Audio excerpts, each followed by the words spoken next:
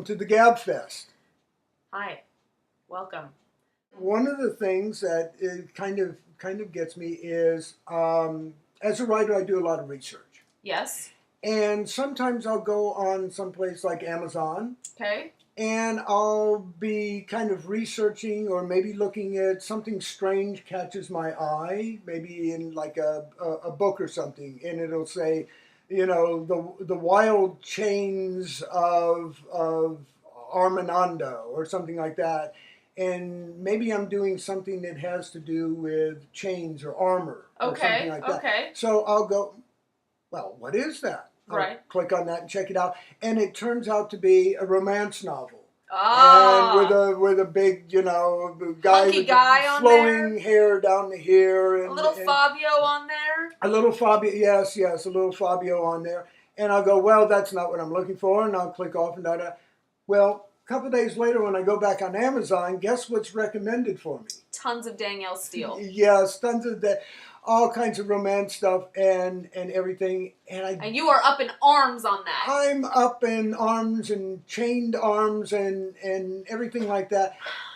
Because what happens is, the next time I want to go on to research, Right. I have that little voice in the back of my head that says, watch what you click. Oh. Because you're going to get, they're going to be putting into some computer.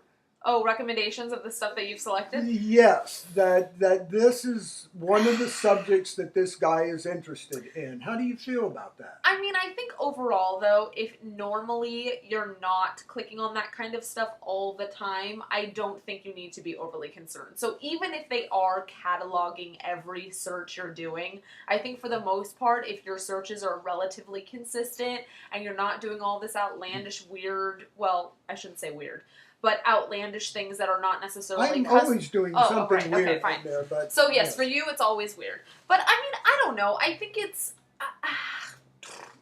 I think it's kind of amusing. So for one, if like I happen to click on something on Amazon and the next time I go on, it's like showing me like really odd things.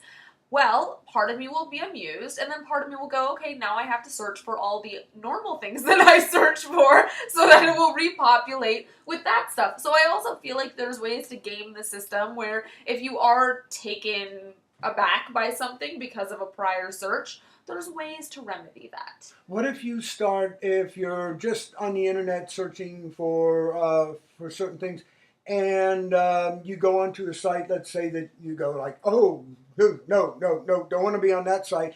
But then as a result of that, you start getting emails. Oh, well, wait, so you entered your email address? Why would you get an email?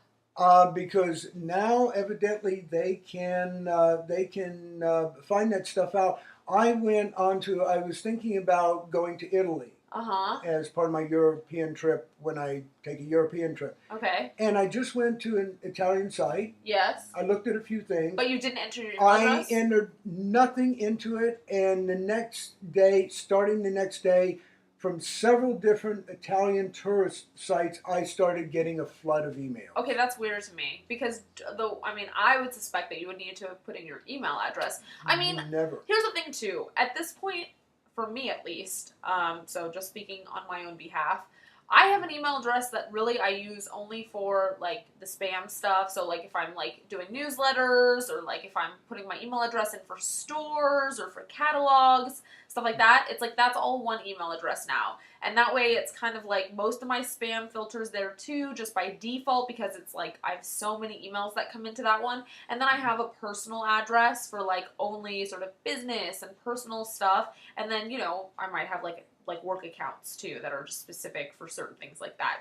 So, I mean, it's a little, obviously overwhelming, but I think that's the nature of kind of the world we're in now, where there is just like so many ways to access email addresses and there's so many ways to be contacted. So you kind of have to be a bit proactive about, like maybe you need another email address or...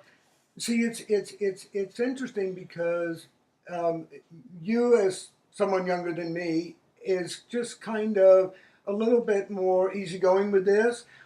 My generation, we were always worried about Big Brother, right? And the computers having all that information on us. It's not gone, Michael. It's like it's a total valid concern. It's just I think that maybe there's just more of an acceptance that it's what's happening, because technology is certainly becoming so integrated into daily life. I mean, it really is like fully integrated actually, because we're all glued to our phones, and Yes. I mean just every aspect of technology is in our lives. I mean, it's like our thermometers now are digital, our remote controls, we're doing all this stuff from our phone. You can do it from your Yeah. phone. You can program your television. I mean, so it's like either you're living off the grid and like you have access to like Right. zilch and you just are using cash or trading with seashells, or you're living, you know, with everybody else and I mean, there's pros and cons to both. So I can debate both sides of it for sure. But yeah, I don't know. Maybe I am more easygoing about it.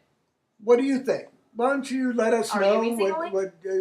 what you think about this? Does it concern you, or Yes. do you simply just jump in and figure what's going to happen will happen, and maybe you have nothing to hide, unlike Yeah. me? Yeah, right. No, you've got a lot of stuff to I've hide, got a Michael. lot of stuff to hide. Oy vey. Yeah, and, right. And I'm keeping it hidden. Okay. Perfect. Okay. Great.